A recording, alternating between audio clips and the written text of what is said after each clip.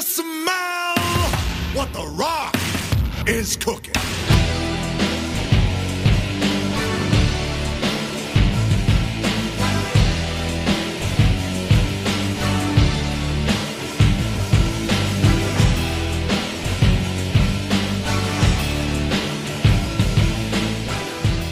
Oh, hello, you insouciant long pigs. It is I, Sam of SG1, coming at you for issue 170 of Starships official Starships collection, even.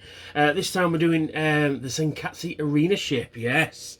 Yeah, lots to say about this.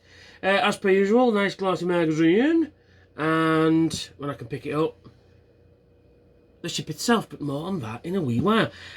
Just bit of housekeeping.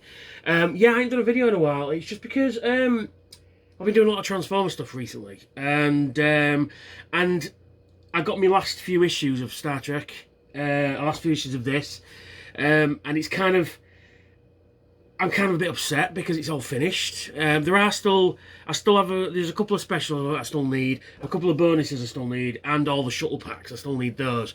So if you'd like to donate to my Patreon, help me procure said items, and then I can put them in front of the camera for you. There'll be a link in the description, and there'll be a link in this corner at the end of, or is it this corner? This corner? This corner? I don't know, this corner. One of the corners. So yeah, if you wouldn't mind doing that, that'd be brilliant. Anyway, so let's get a crack on, shall we? Tsunkatse arena ship specification: operated by the Norcadians, type arena ship, in operation 2367, length 710.7 meters. That's oddly specific. Big bastard ship then.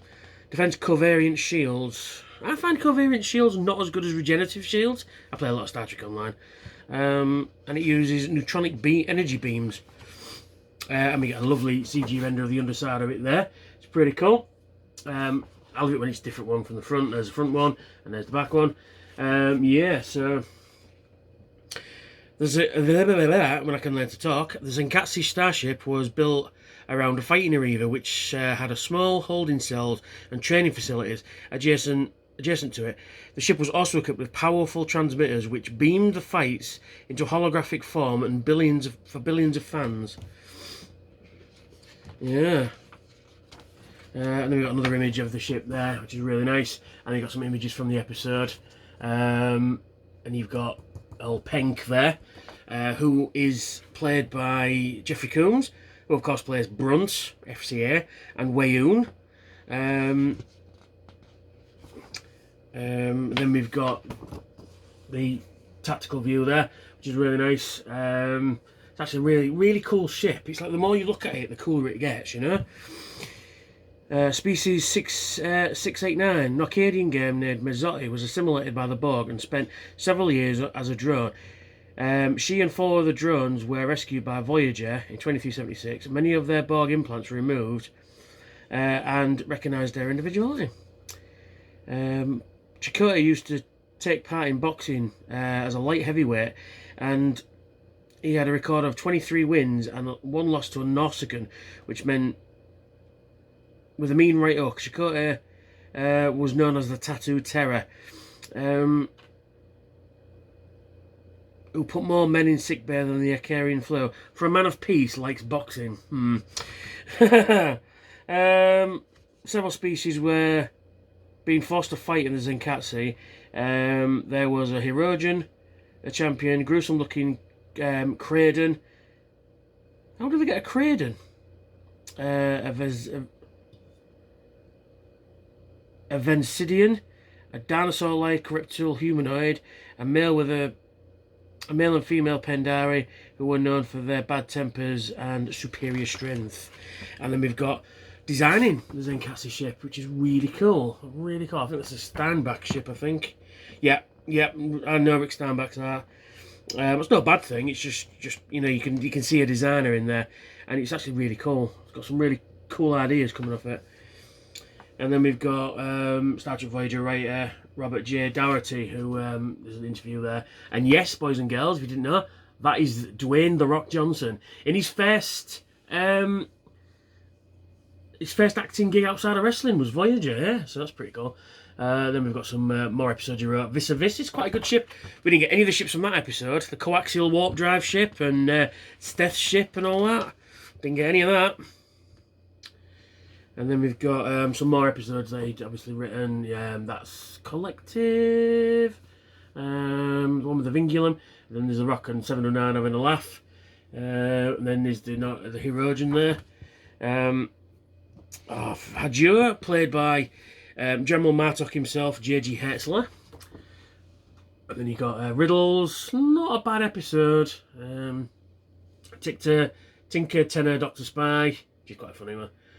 Janeway there, sat there. Just pretty cool. Yes, and then we've got on screen. Obviously this was only in one episode, Tsunkatse, which is not a bad episode. The Pendari champion, who fought 7 of 9 in Tsunkatse match, was played by Dwayne Johnson, also known as The Rock. His appearance in the episode was part of marketing to promote WWF SmackDown, joining the UPN network, which also made Star Trek Voyager and other WWE stars featuring Star Trek, where Tommy Tiny Lester and the Big Show both appeared in Enterprise. J.G. Hertzler played the Hirogen champion Hajura in Tsunkatse, better known for Star Trek as General Martok in Deep Space Nine. Hertzler enjoyed portraying the Klingon, the Hirogen. He complained of having to wear a skin-tight rubber suit. I had been 23, he'd been much happier, said Hertzler, about that. But at 49. Tsunkatse was also one of 2 occasions where B'Elanna Torres was seen in command of Voyager. The other being the 37, Tsunkatse was also B'Elanna Torres seen sitting in the captain's chair. Oh, well.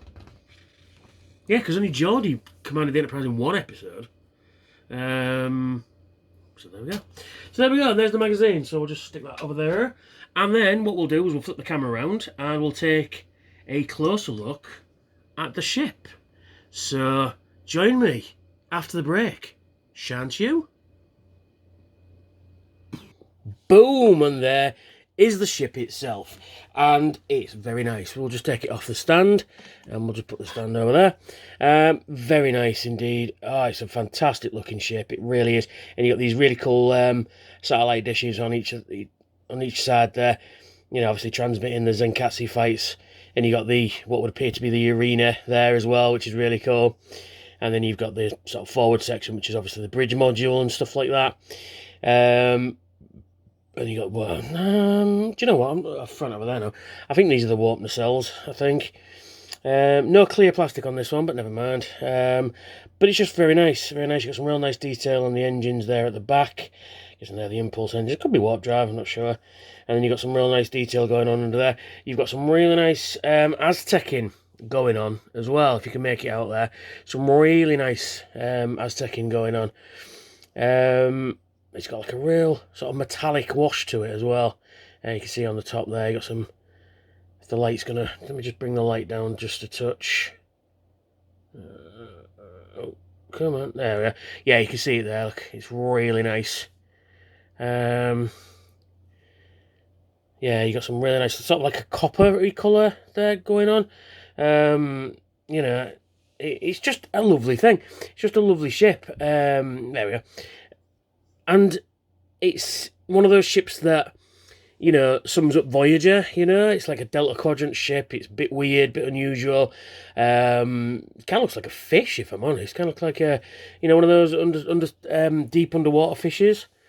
But it's just really nice. I mean, I like this this copper colour and stuff like that going throughout it as well. So it kind of breaks up the ship a little bit. Yeah, it does look like a nasty ship, not to be, you know, messed with. But it's just really cool. I love the detail on the, like I say, on the aft section there. We'll zoom that in a bit. Come on, what are you doing? There we go. And you can see there, you've got some real nice panel lines and detailing going on. Heat sinks and all that sort of stuff. Close look at the satellite dishes, which are plastic, which is fine. Which is fine. The metal is, yeah, the top. The bottom's plastic, but you know, it is what it is. But it's just a real nice ship, you know. And there's the bridge section there at the front, which is really nice. But it's a really cool design, and I do like this sort of different shade of I'd say it's like a blue grey underneath there.